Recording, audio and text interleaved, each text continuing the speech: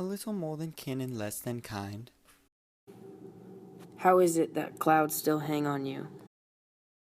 Not so, my lord, I am too much, I the sun.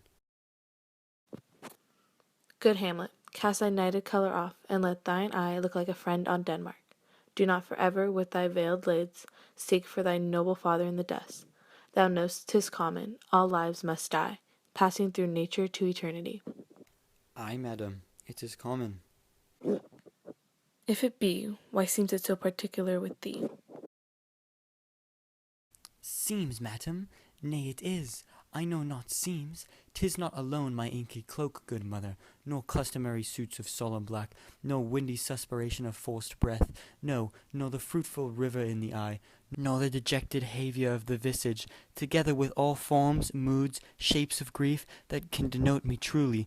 These indeed seem, for they are actions that a man might play, but I have that within which passeth show, these but the trappings and the suits of woe. Oh, that this, too solid flesh would melt, thaw, and resolve itself into a dew, or that the everlasting had not fixed his canon gainst self-slaughter. O God, God, how weary, stale, flat, and unprofitable seem to me all the uses of this world. Then is doomsday near? But your news is not true. Let me question more in particular.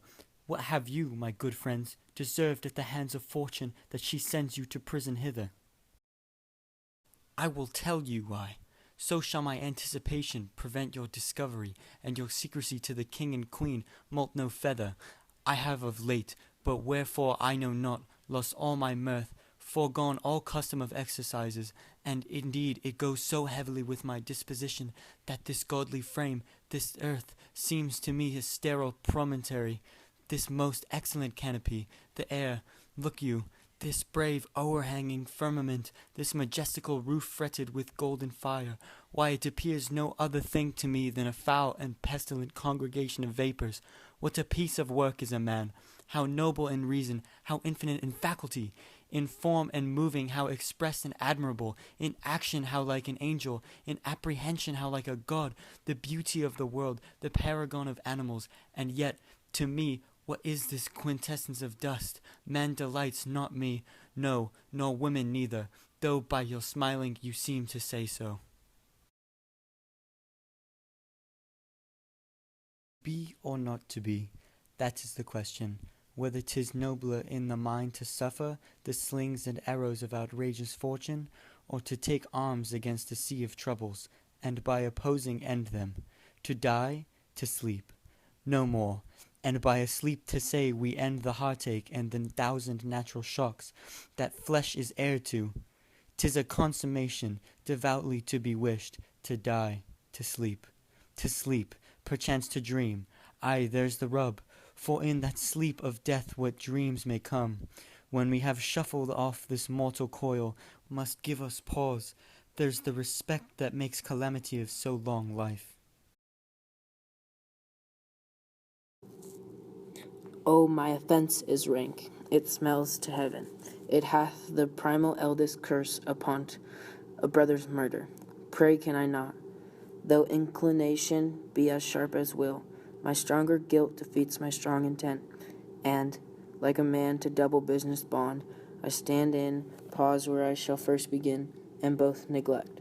What if this cursed hand were thicker than itself with brother's blood? Is there not rain enough in the sweet heavens to wash it white as snow? Whereto serves mercy? My fault is past, but oh, what form of prayer can serve my turn? Forgive me my foul murder. That cannot be, since I am still possessed of those effects for which I did the murder. My crown, mine own ambition, my queen. May one be pardoned and retain thy offense.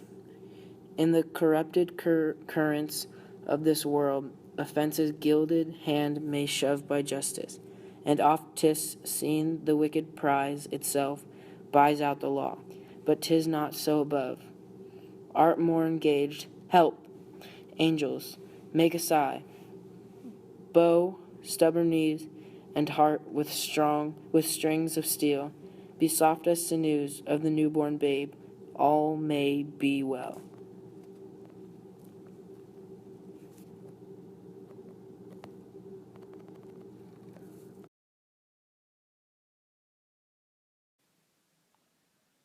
Now might I do it, Pat. Now he is a-praying, and now that I'll do it. And so he goes to heaven, and so I am revenged. That would be scanned. A villain kills my father, and for that I, his sole son, do the same villain send to heaven. Oh, this hire and salary, not revenge. He took my father grossly, full of bread, with all his crimes broad blown, as flush as May. And now his audit stands, who knows save heaven? But in our circumstance and course of thought, 'tis heavy with him. And am I then revenged to take him in the purging of his soul, when he is fit in season for his passage? No. Up sword, and know thou more horrid hent, when he is drunk asleep, or in his rage, or in thy sensuous pleasure of his bed, at a game of swearing, or about some act that has no relish of salvation, then trip him, that his heels may kick at heaven, and that his soul may be damned in black as hell whereto it goes. My mother stays, this psychic, but prolongs thy sickly days. My words fly up, my thoughts remain below. Words without thoughts never go to heaven.